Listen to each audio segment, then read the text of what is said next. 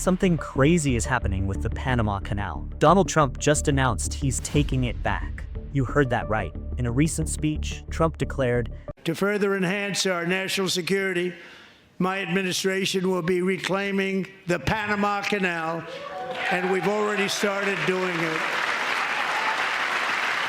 For years, Trump has claimed that China operates the Panama Canal, and now he's making moves to reclaim it. But here's the thing. The US hasn't owned the canal since 1999. So what's really going on? Is this about China, a power play for global domination, or something bigger? Why does Trump want the Panama Canal back? And can he really take it back by force? This is a major geopolitical storm brewing, and today, we, the big picture, are breaking it all down. Let's dive in.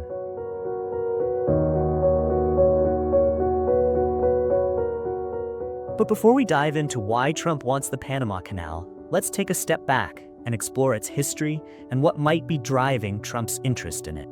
The Panama Canal is one of the most important waterways in the world, connecting the Atlantic and Pacific Oceans.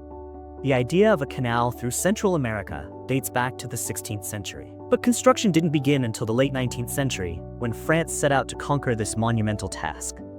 Led by Ferdinand de Lesseps, the genius behind the Suez Canal, the French began excavating with big dreams.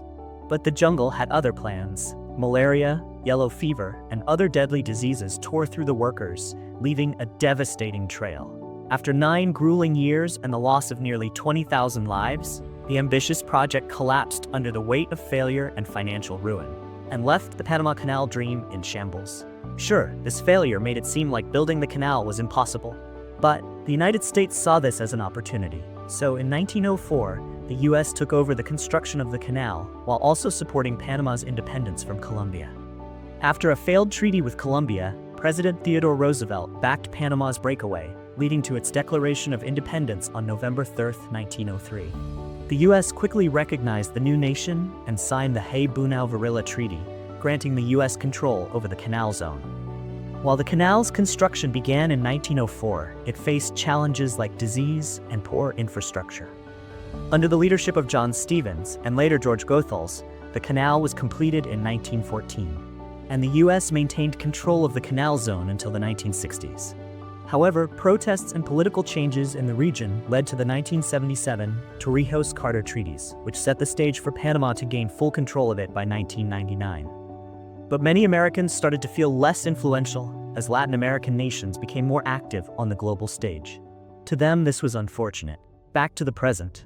At his 2025 inauguration, Donald Trump dropped a bombshell that sent ripples of unease across the globe. He boldly claimed that Panama had been secretly overcharging the US for using the Panama Canal.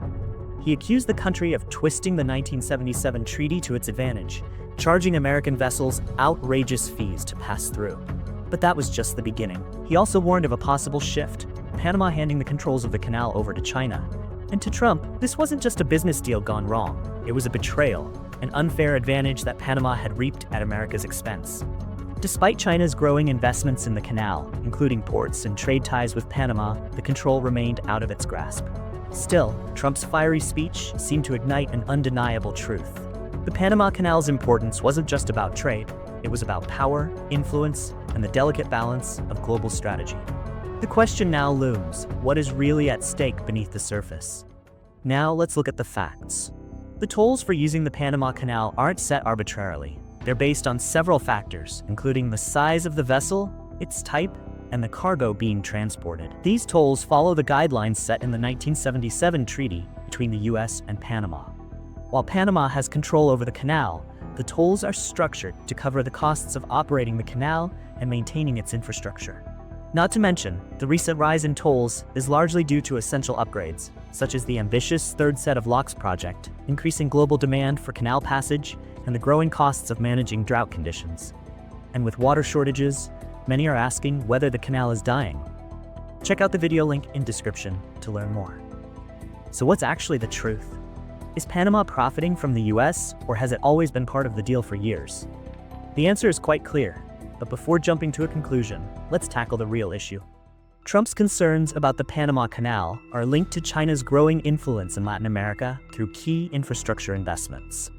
As Chinese companies take control of vital ports near the canal, the stakes are rising, triggering fears of a power shift in the region. This isn't just about trade, it's about global influence.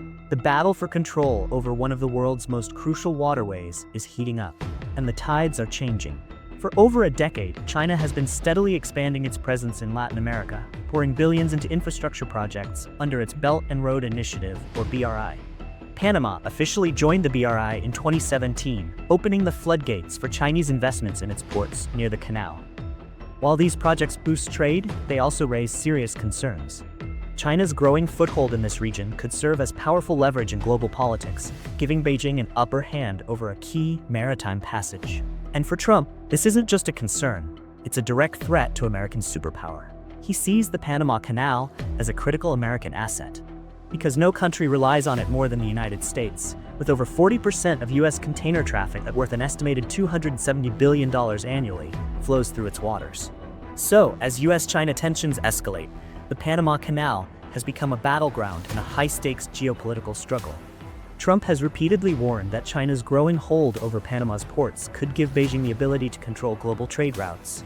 He proposed bringing the canal back under U.S. ownership, citing China's growing interest and excessive rates. And now he's openly considering military action to take it back, because losing influence over the canal isn't just an economic risk, it's a strategic vulnerability, one Trump is determined to confront. But from Panama's perspective, the situation is quite different. The country stands firm in its sovereignty, insisting that its growing relationship with China doesn't undermine U.S. interests. In an effort to ease rising tensions, Panama announced it would not renew its BRI membership. And in response, China has hit back. They've accused Washington of a Cold War mentality in Latin America. Despite the pressure, President José Raúl Mulino remains firm, declaring that Panama will retain control of its own canal, directly opposing Trump's stance. Now, with the U.S. concerned about China's influence, China seeking control, and Panama stuck in the middle, the battle over the Panama Canal is far from settled. The big question remains, who will ultimately control this vital link between the Atlantic and Pacific? This uncertainty has led some to wonder if the U.S. might try to take back control of the canal by force, a thought that feels unsettling. It feels like something straight out of a political thriller. But could it ever become a reality? Legally, the U.S. has no claim to the canal whatsoever. After the 1977 treaty, Panama gained full sovereignty over it. Any move by the U.S. to seize control would not only violate international law, but also ignite a diplomatic crisis. A military intervention would be far worse, potentially crippling global trade and damaging America's alliances worldwide. Beyond the legal and economic fallout, such an action would devastate the United States' global credibility. Countries around the world would almost certainly condemn the U.S. for violating Panama's sovereignty. Allies with strong diplomatic ties to Panama, or who prioritize peaceful international relations, might distance themselves or even publicly oppose the U.S. In terms of trade, the consequences would be disastrous. The Panama Canal is one of the most critical shipping routes on the planet. Any disruption there would send shockwaves through global trade, with alternative routes becoming overwhelmed. This would lead to delays, supply shortages, and a global economic crisis. On top of that, Americans would feel the impact directly. Food supply chains would be severely disrupted as longer shipping routes cause delays, especially with fresh produce and perishable goods. Transportation costs would skyrocket, pushing food prices through the roof and leading to shortages and spoilage of everyday items like fruits, vegetables, and seafood. Supermarkets would be running on fumes, struggling to keep shelves stocked, while food manufacturers would face production delays, making things even worse. This would hit consumers right in the wallet. With rising costs and fewer options on the shelves, American families would face an absolute nightmare. Right now, tensions between the U.S. and Panama over the Panama Canal are at an all-time high. Donald Trump is doubling down on his vow to take back the Panama Canal, warning of powerful U.S. action in response to what he calls a violation of the original treaty governing the waterway. His main concern? China's growing presence around the canal, which he claims threatens U.S. security and economic interests. Speaking to reporters, Trump didn't hold back. The Panama Canal, that was not given to China, that was given to Panama foolishly. This tough stance has escalated tensions between the U.S. and Panama. But Panama isn't backing down either.